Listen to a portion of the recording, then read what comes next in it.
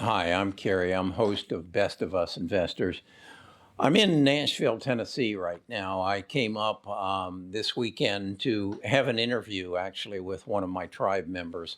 One of my tribe members wrote me and indicated that he needed some help in planning for his retirement. It seems Nashville, if you don't know, is the center of country western music, and he's worked the last 20 years as a pianist and backup singer for a country western singer.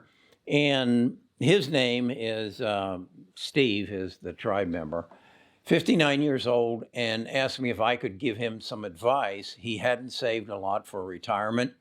He owns a few pieces of rental property, and he was getting into a state of panic. And if I would advise him, I told him I couldn't. I wasn't his financial advisor, but I got to thinking about it, and I thought Steve's predicament isn't unusual. There's a lot of us baby boomers who have gotten ourselves into a position where we just don't have what we need to comfortably live out our life, the life that we have led up until this point. So I thought, well, it might be worth going up and just acquainting myself with his situation, learning some more.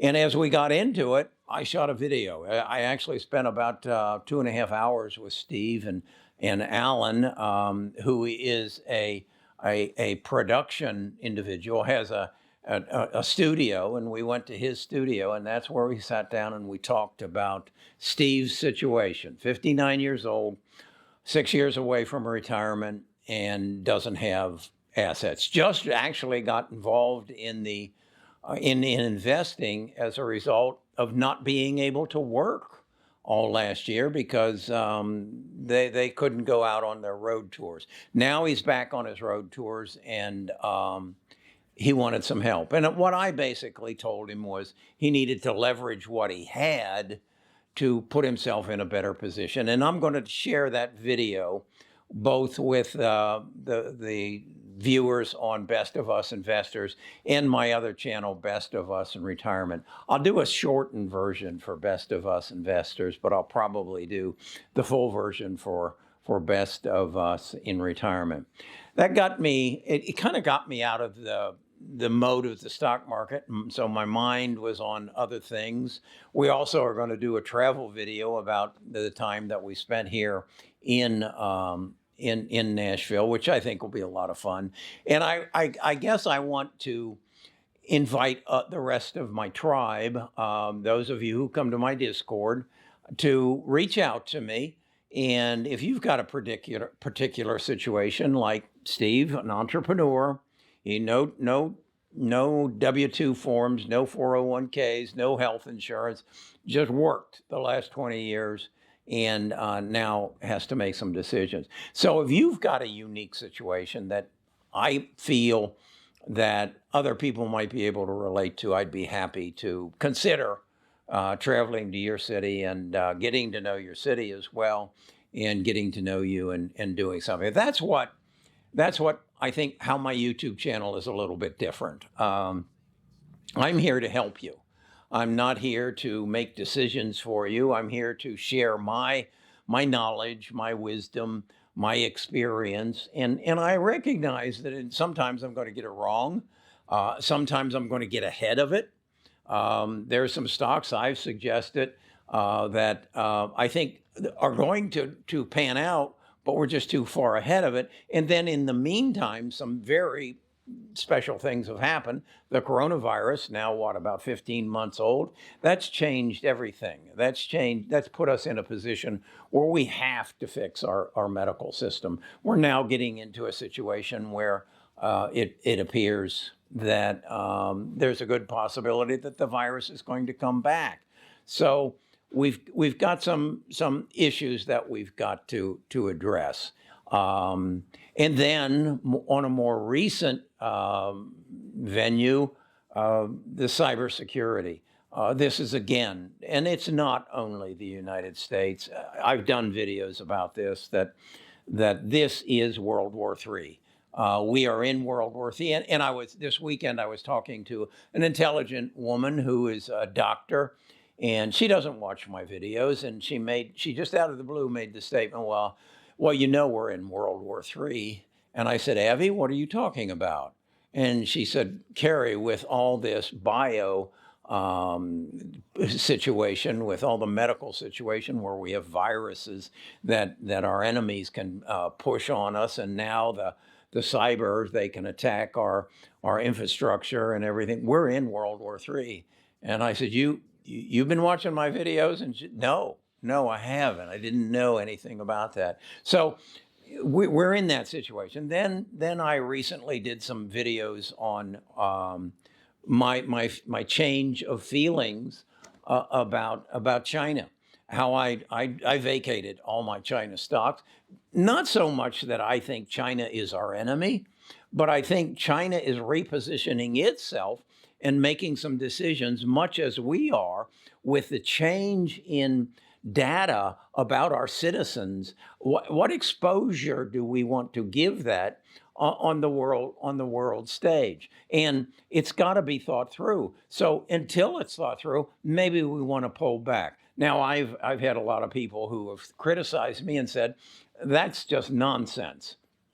Well, maybe it is, but I would rather make a mistake and be cautious than just go blindly and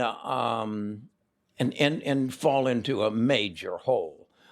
There is a possibility, and it's interesting. When I first came out with that video, a lot of you said you're crazy, and you, particularly when I deserted NIO, and it wasn't that I'm deserting NIO. I think NIO will be the largest electric vehicle company in China. I just don't want to own any China stocks under the current situation.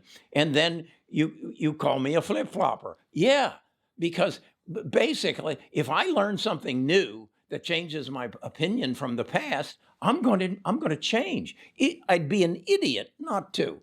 When you gain knowledge, when you gain experience that says what you thought was going to happen can't happen or probably won't happen, you've got to change. You can't just say, well, I'm going to hold NIO forever, no matter what happens. If the circumstances change, you need to change along with it. That's just good sense. So that's my feelings on that at this point.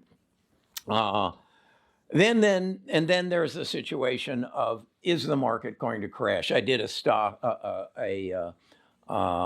video saying that Michael Burry is predicting a stock market crash. Well, yeah, okay, he did that again. And as some of you have pointed out, he was out 3 years before it happened. And I think he's 3 years out before it happened again, because we've got these other issues.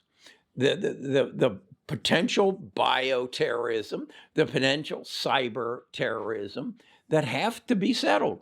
The change in the China structure that have to be settled. And until they are, our government has to move our supply chain back to the United States, has to spend money to make sure that if there is another virus attack, we've got the vaccines to wipe it out. So that if in fact there continues to be cyber attacks, which we don't know all about, we've learned that we have the money to dedicate to it to make it go away.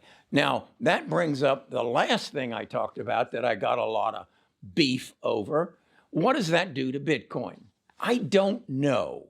I don't know what it does to Bitcoin, but I believe we can't have a currency that is untraceable and that can be moved with a click of a button, and we can take money out of one person's pocket or one company's pocket and put it into some bandits located anywhere around the world and have no recourse on it. We can't do that. And if cryptocurrency in whatever form, whether it's Bitcoin, Dogecoin, whatever you want to call it, is going to facilitate that and make it possible. We know that it makes It makes human trafficking possible, drug trafficking possible, and we've chosen up until this point to just let it happen. Well, okay, but when they shut down our internet, when they shut down our electric system, and then ransom us in the form of Bitcoin, what's going to happen? My point is, you can't close your eyes to what is happening. And you can't not change your position based upon the change in the world you live in. I mean, it's here in Alabama and Tennessee, we talk a lot about football, college football in particular. If the other team starts doing something which you had not prepared for, and you don't make a change, you're going to get your butt kicked. You've got to change. You've got to adapt. And that's what I do as an investor. And if you don't like it, and you think that shows weakness on my part, okay, I'm all right with that. I'm in this to make money. And when I say that, I make money off of advertising on my YouTube channel, but where I make my money is in my stock portfolio. Yeah, I was down 20% as a result of the January, February, March, April slide away from tech stocks. I got it all back. Now, do I own the same stocks, every same stock that I had in January? No. Some of them I looked at and said they aren't going to come back. They'll come back, but not in the time frame I need. I want a 44 to 64% return this year. I'm at 22%. So the 44, I think, is a given. Now I'm going for 64. And that requires me to watch that market every day, watch the world I live in every day, and react to it. Not sit on my hands and say, well, I believe in it. I believe in Tesla. I do too. But it's not going to give me 100% return like some of the stocks I've bought when I sold Tesla have. And if you don't know about those, watch my videos. Come to my Discord. We've got a stock we're up, what is it, 150%, 200% in 2 weeks.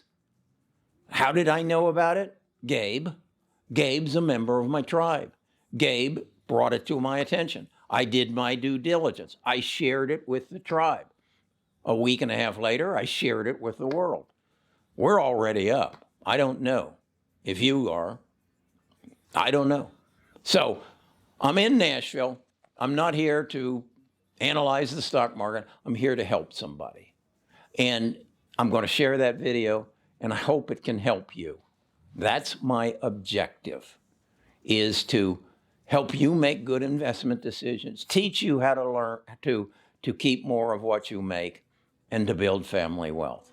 So I hope that straightens some of the things out, and I'll be talking to you again tomorrow.